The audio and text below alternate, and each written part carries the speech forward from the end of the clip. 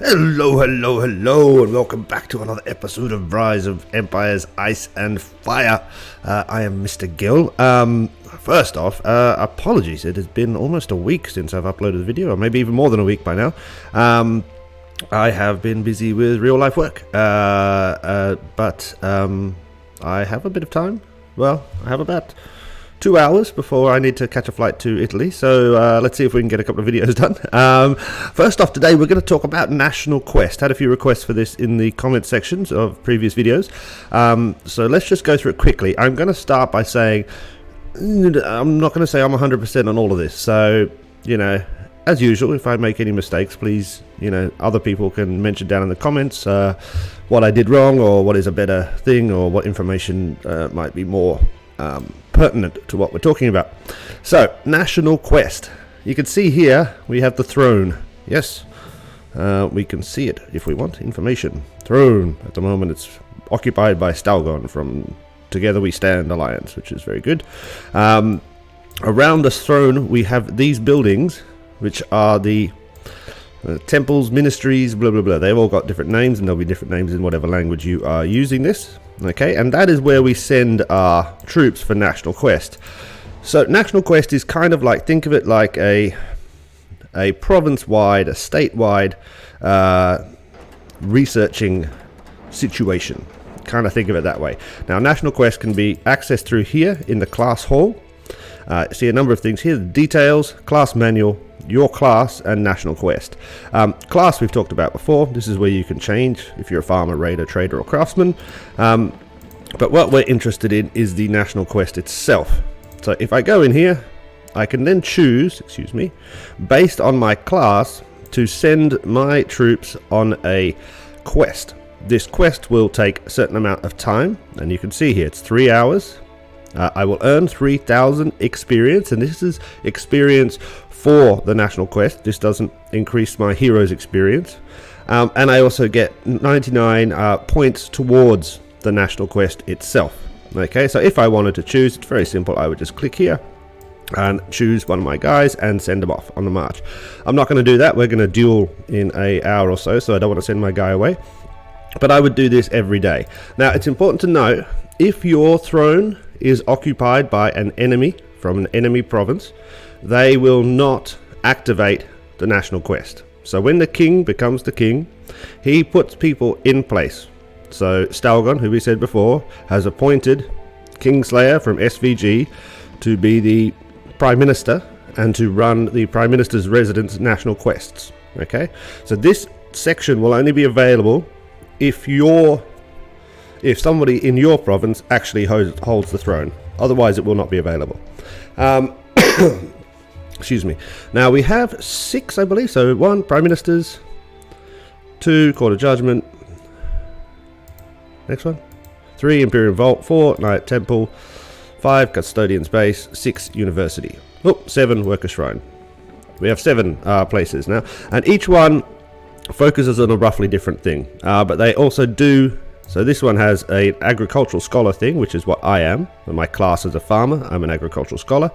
So I can come and use here if I want to for 2 hours, 2,000 experience and 79 points. Usually the top one is going to be in your section. So my section automatically takes me to this one, the Court of Judgment, which usually has the best agricultural scholar quests. And the best are the ones that are the longest and earn you the most experience and the most points. Okay, all clear so far? Fantastic. So we just click, and we go. Now you can see here that in this one, Ulias has applied some bonus systems. Applied research, which is increasing the national point by 5%, and cartography 1, which increases the mission experience percentage by 2%. Those are his cards that he's placed in here that everybody will then get a benefit from when they're doing these quests. So if I was to do this quest, I would earn 2% more experience than this, and I would earn 5% more national points than this. Because of the cards he's placed there, they're activated against everybody working within the Court of Judgment. Now, what does all of that mean? Well, basically, the higher you level, the more you can research or use your points to learn. Okay, so currently in my class manual, I am an agricultural scholar level 36. I have used so many points. I don't know how many points there are, but you can see that here I studied this, which got me 2% mission experience percentage increase.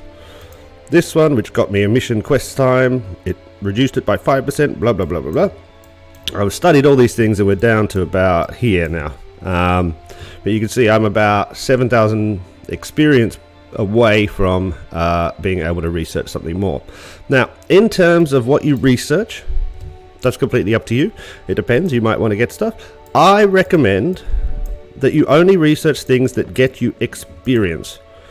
Yeah. Now, of course, you're going to have to go through some of these, but you can see here, I've not researched any more in the duplex plow area because I wanted to skip, and I could skip straight down to here and research more in the experience. This increases the experience I earn every time I do a national quest. That in turn increases this, which in turn gets me more points so I can get further and further. There is a lot to research and open up in this thing. Yeah, so you want to be maximizing your experience as early as you can by focusing on only the experience one. So this one here, you can see up here, I maxed this one out, but I left this one less. I maxed this one out. This one actually might be a good one. Gathering payload. No, it's not good. So I've been trying to max any of the experience stuff. Okay, these then earn me certain cards. Okay, and these cards can fall into 3 separate positions: alliance, class, or income. And you can see here, the most you will have are always the income cards, and they can be moved around. So up here at the moment, I get a 50,000 bonus lumber per hour of gathering. These, and this is one bit of information I'm not 100% sure on, but these apply all the time. Okay, so basically, even out in the real world, in the normal game world, when I'm gathering lumber, I will get this 50,000 bonus. I will get this extra 6% payload, and I will get this extra 6% march speed when gathering. These ones here in the class position will not, because they're about the missions. So these are quest cards, so they will only affect my mission. So when I'm doing a national quest, I will get an extra 5,000 experience. When I'm doing it, I will get an extra 27% experience. Yep. This one here, the alliance position, this card affects the entire alliance if I place it in the alliance representative area, which I'm going to get to in a second. So the whole thing is to earn these cards, and especially to earn the alliance cards, so that you can then apply buffs like all of these to yourself and the alliance as a whole.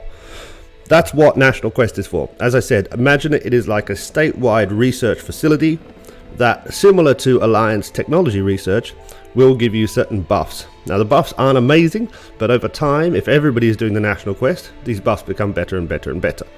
Okay, that's where the class manual is. Now, you will see in here, represent.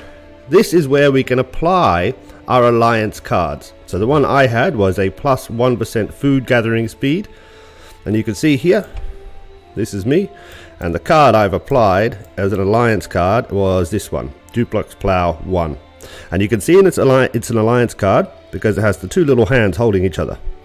It should be a different color in my view, and it does say in the class manual, orange cards do this, blue cards do this. To be honest, I can't see a difference in the color. Maybe I'm blind, I don't know, but I don't see any color indications on any of these cards or anything that indicates this is different from everything else, apart from it has the little emblem of 2 hands handshaking, or I don't know, gripping each other. And that's for me what denotes it as an alliance card.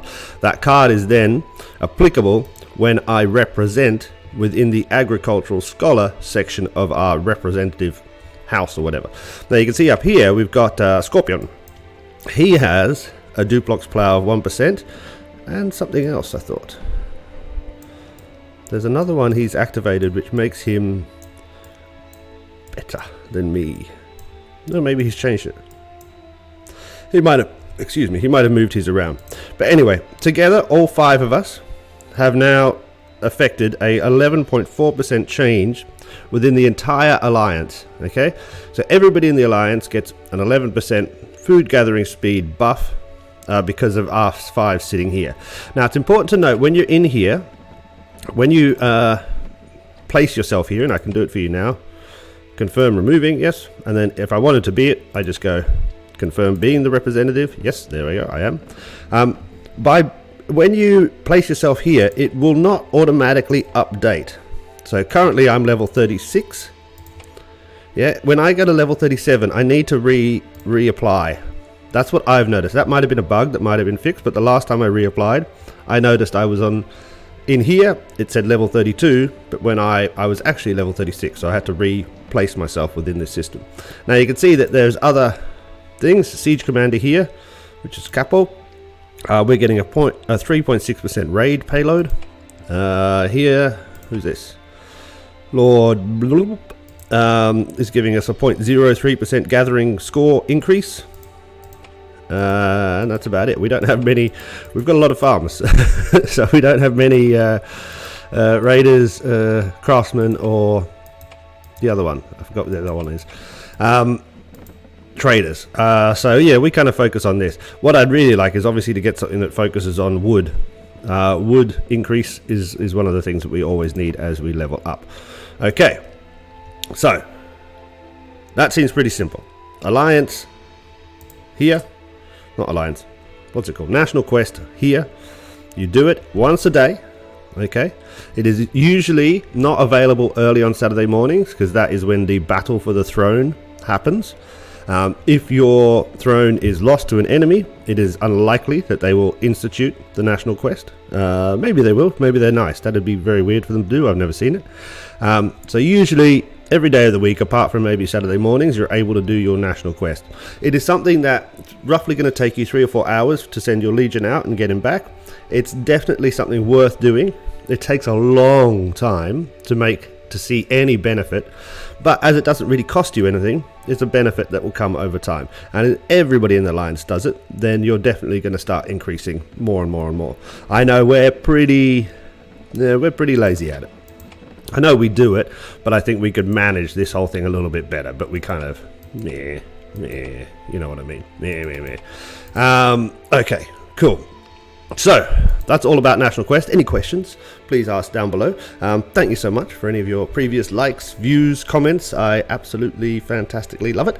And I will see you again next time. Cheers, bye.